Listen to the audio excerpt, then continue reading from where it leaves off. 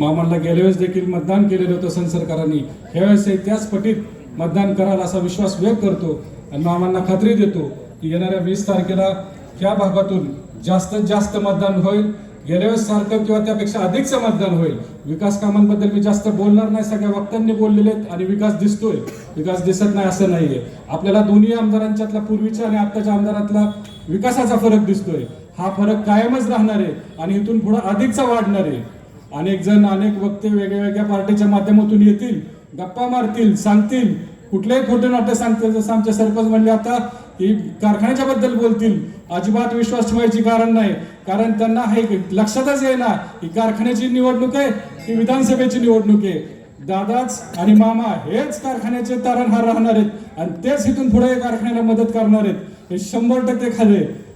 आपण इतर कारखान्याची तुलना करता आपण आपल्या तालुक्यातल्या कारखान्याची तुलना केली पाहिजे.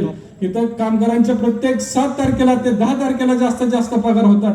तुम्हाला खालच्या कारखान्याचे पगार 10-10, 12-12 महिन्याचे पगार झालेले नाहीत. अनेक गोष्टी आहेत सांगण्यासारख्या. आता इथं ही इलेक्शन कारखान्याचं नाहीये, ते त्या वेळेस बोललं जाईल.